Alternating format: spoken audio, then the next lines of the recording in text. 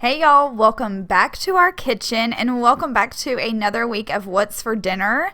Today I have 3 Instant Pot meals for you guys. If you've been here for a while, you may know that I'm a little freaked out by my Instant Pot, but I have been using it all this week. I try to do that if I'm afraid of or not afraid, but intimidated by a kitchen gadget or whatever. I will take an entire week and I will just make stuff in it for us to have for dinner. And so that is what I did this week. These recipes were all delicious and good, and I will be sharing the recipes down below with you guys in the description box of this video. So make sure you check them out. I'm going to tell you things that I may change in them or things that didn't quite work as well, just because I like to be open and honest with you guys.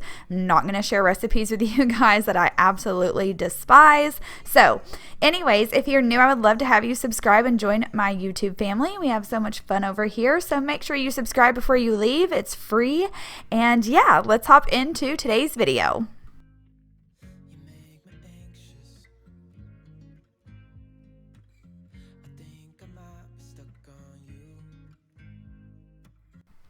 So the first thing that we're going to be making is Ziti Pasta, and this was so super simple and it turned out amazing. So the first thing I'm going to do is take the chicken broth and I'm going to dump it in. I'm going to have some heavy cream, and then I'm going to be adding in some garlic. When it comes to garlic, some people like more and some people like less. So when you're following a recipe, if you think that is just way too much garlic for me, you can always tone it down. Or if you think that's not enough garlic, I need some garlic in my life, then just add more garlic. Not a big deal. So then I'm just going to add some salt and pepper and some penne pasta.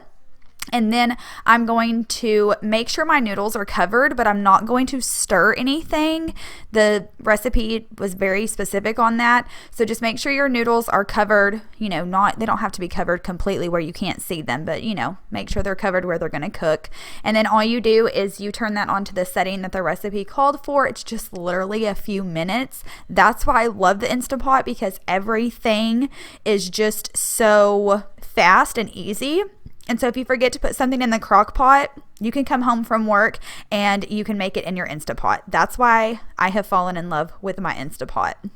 So then you're just going to take your sauce, and then you're going to add your sauce to your noodles, and then cheese, how much ever cheese you want to. That's totally up to you. We love cheese in this house, so I always add extra. And then also I will tell you, the sauce, it only called for a cup of sauce, but honestly I felt like it needed more, so I just added more sauce. I always use the Pioneer Woman Garden Vegetable if I can find it. It's my absolute favorite, and it must be a lot of people's favorite because it is so hard to find and it's always sold out at our grocery stores. So after I add the cheese, I'm just going to stir that. And of course, if you can see here, I did have a little helper helping me stir this and make this dish on that night, which I am always excited and happy to have the kids cooking with me in the kitchen. I think it just gives them some skills that they're going to need in their life later on, and gives them some independence, and just helps them understand cooking in the kitchen, because it is very important if you ask me. So that is all you do, and we just served ours with a side salad. And I will tell you, if you're not going to try anything but one recipe from this video, this is the one to try. It turned out delicious. Now the next recipe that I'm going to be making is pulled beef sandwiches. Now if you want to use pork, you can totally do that. And I think that since I used beef is why this happened. But the recipe that I used said to do it for I think it was 40 minutes. I do not quote me on that. But whatever the recipe says, I doubled it, because once it was done and I opened it and I tried to shred it, it was way too tough and it just was not done. So what I did is I just turned it back on for the same amount of time, and that worked out perfectly. Now whenever you're cooking something like this, it does take a bit longer. This is raw meat and it's a big chunk of meat, so it is going to take longer to cook, but even after work you can come home and cook this meal as well. And then yeah, so I'm just adding all the ingredients and seasonings, and then a can of Dr. Pepper. I know this is pretty popular and a lot of people do this with Coke and things like that, and we had never tried that before, and it was actually really good. It doesn't taste like Dr. Pepper like you would think or anything like that. It just gives it some more flavor. In the meantime, while that is cooking, I'm going to be making some coleslaw, and everybody always makes fun of the way I say coleslaw, but I don't say coleslaw. I guess I don't use my L very well in that, but that's okay. Everybody's unique and everyone's different, and that's just the way life goes. So anyways, I am going to be making some coleslaw, and I will have this recipe down below for you guys as well. This is my recipe that I have used for quite some time, and I absolutely love it. I think it is the best coleslaw ever, and I know that I may just be biased because, it's mine, but whatever. And then I always add lots of pepper to my coleslaw. Y'all let me know down below if you're the same way. We are pepper people around here. And if you've been a subscriber for a while, you know that we're the pepper people. But let me know down below if you like lots of cracked pepper in your coleslaw as well. This coleslaw is good for either a side on with your sandwiches, or what I did was I actually put it on top of my sandwich. So after you have made this, you're just going to put it into the refrigerator. You do want to refrigerate this for at least 10 minutes before serving it, just to get it nice and cold and get everything all mixed together, because if you try to serve it right away, it's not the consistency that it needs to be. So moving back to the beef, I'm just going to release the pressure from that, and then once that is done, I am going to take it and I'm going to put it into another bowl, and I'm going to be using my mixer to shred it.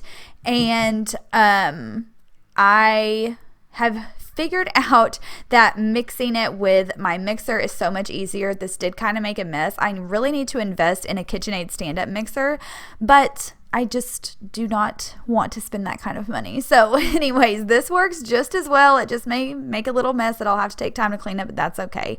Like I said, I just put my coleslaw on my sandwich with some extra barbecue sauce. We served this with some potato wedges, and if you saw my grocery haul, you'll see that Southwest mustard on the side. It was delicious. So now moving on, I am making beef stroganoff, and this recipe was so good. Next to the ziti, this was my favorite. If I had to rank them, it would go ziti, the beef stroganoff, and then the pulled beef sandwiches. So right now I'm just going to be browning some hamburger meat. I'm going to add some onion and garlic in a moment whenever this is done browning. You do want to make sure that you drain your meat after it is completely done, and then we will move on and add all of our other ingredients.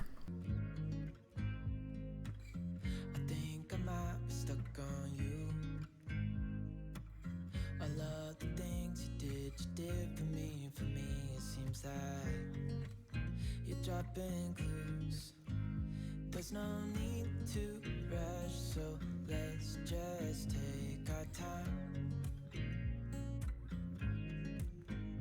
Dropping everything, 'cause you're stuck on my mind. So just sit with me, talking to the night until the morning, building chemistry. I did want to mention, if y'all don't follow me over on Instagram, it's just lovemissyxoxo, and I wanted to mention, if you guys do make any of these recipes, I would love to see pictures, so make sure you tag me, or you can always send them to me over on Instagram or on Facebook as well. If you don't have Instagram, I do have a Facebook that's lovemissyxo as well, and you can message me there. So I did want to mention that to you guys.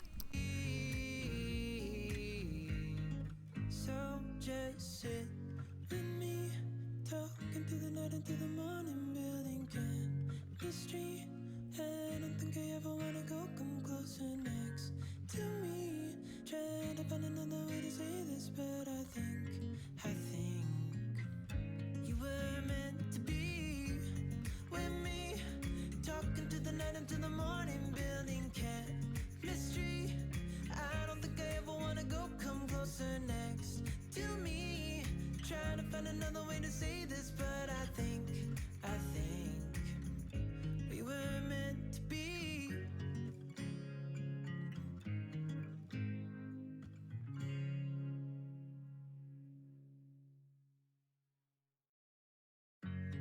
You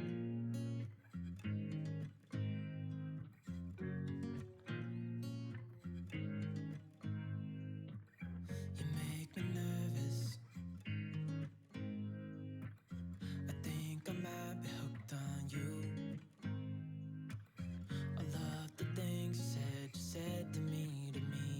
seems like you like me too.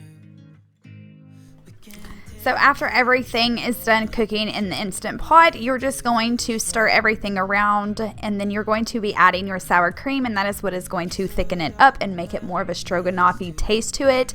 And this was so good. I absolutely loved this. It turned out way better than expected. I have never made beef stroganoff homemade before, I don't think. You know, of course, Hamburger Helper, I mean, hello, but not like from scratch. So this was so good and very easy and simple, and I just served this with a side of corn, and it was perfect. So this was also really good as leftovers. All of these recipes are always good as leftovers. So that is it for today's video. I hope you guys enjoyed. If you did, please give this video a big thumbs up. Don't forget to subscribe before you leave, and I will talk to y'all later. Bye. I love the things you did for me, it seems like you're dropping clues. There's no